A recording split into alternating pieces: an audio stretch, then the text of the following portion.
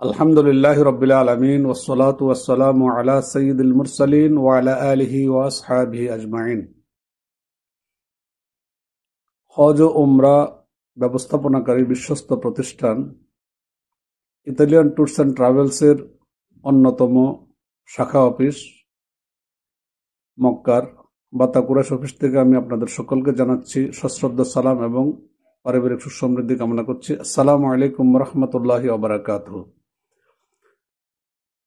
উমরা প্রত্যাশী সম্মানিত ভাই ও বোনেরা, আজকে যথারীতি আপনাদের সামনে আলোচনা করব আপনারা যখন সাফা মারওয়া প্রদক্ষিণ করবেন এই সময় আপনি কি ধরনের আদব রক্ষা করবেন, পার্ট 1।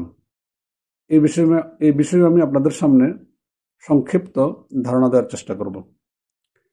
সম্মানিত ভাই ও বোনেরা, আপনারা যখন কাবাগর তাওয়াফ শেষ করবেন তখন 2 রাকাত নামাজ শেষ করে শুকরিয়া আদায় করে আপনি সাথে সাথে সাফা মারওয়াতে প্রবেশ করবেন, সাফা মারওয়া শুরু করবেন।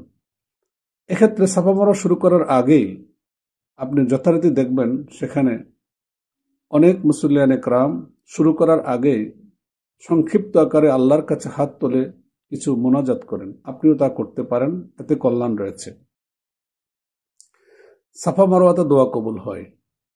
আপনি আল্লাহর কাছে আপনার মনের অনুভূতি প্রকাশ করবেন যে কোনো ভাষায়, আরবিতেও করতে পারেন দোয়া, নিজের মায়ের ভাষা বাংলাতেও করতে পারেন। এরপর আপনি সাফা মারওয়া শুরু করবেন। সাফা মারওয়া শুরু করার সময় আপনি সবচেয়ে গুরুত্বপূর্ণ দোয়া, যেটি কুরআনুল কারীম আল্লাহ তাআলা ইরশাদ করেছেন, ইন্নাস সাফা ওয়াল মারওয়াতা মিন শাআইরিল্লাহ ফামান হাজ্জাল বাইতা আও ইতামারা ফালা জুনাহা আলাইহিম আন ইয়াতাওয়াফা বিহিমা ওয়া মান তাতাওয়া খায়রান ফাইন্নাল্লাহা শাকিরুন আলিম। নিশ্চয় সাফা মারওয়া আল্লাহর নিদর্শনসমূহের মধ্যে অন্যতম নিদর্শন। সুতরাং কেউ যদি হজ এবং উমরা করার জন্য এসে এই সাফা মারওয়া প্রদক্ষিণ করে তাহলে তার জন্য কোনো গুনাহ হবে না, সওয়াব রয়েছে।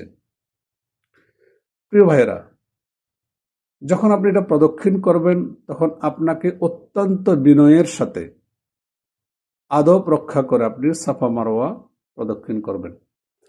সাফা মারওয়া প্রদক্ষিণ করার সময় আপনি পুরা জায়গায় আপনাকে স্বাভাবিকভাবে আপনি হাঁটবেন, খুব স্বাভাবিকভাবে সুন্দর আদবের সাথে ভদ্রতার সাথে, যেন একে অন্যের গায়ে ধাক্কা না লাগে, আঘাত না লাগে। আপনি আপনার ভদ্রোচিতভাবে আপনি সেটি হেঁটে হেঁটে করবেন। দেখবেন মাঝপথে কিছু জায়গায় কিছু গ্রিন কালারের বাতি জ্বলবে, ওই জায়গায় আপনি একটু দৌড়াবেন। আবার দৌড়াতে গিয়ে এমন যেন না হয় আপনি আরেকজন গায়ে ধাক্কা দেন বা ধাক্কা লাগে। সেক্ষেত্রে আপনি খুব আদবের সাথে শৃঙ্খলার সাথে আপনি দৌড়াবেন। যদি আপনি দৌড়াতে গিয়ে কারো গায়ে ধাক্কা লেগে কেউ পড়ে যায় তাহলে সওয়াবের তো দূরের কথা, আপনার গুনাহ হয়ে যাচ্ছে। সেজন্য প্রিয় ভাইয়েরা, সবসময় শৃঙ্খলার দিকে রক্ষা করবেন। আমি আজকে এই বলে কথা এখানে শেষ করছি। আসুন ভাই বোনেরা, আমরা একটা সিদ্ধান্ত গ্রহণ করি, আমরা আল্লাহর ঘরকে সচক্ষ দেখব এবং আল্লাহর ঘর তাওয়াফ করব, সাফা মারওয়া তাওয়াফ করব। এর মাধ্যমে আমাদের নেকির পাল্লাকে ভারী করব। আসুন আমরা ইউজি সৌদি লিমিটেডের মাধ্যমে আল্লাহর ঘর জিয়ারত করার জন্য আপনাদের সকলকে উদাত্ত আহ্বান জানিয়ে এখানে শেষ করছি। আসসালামু আলাইকুম ওয়া রাহমাতুল্লাহি ওয়া বারাকাতুহু।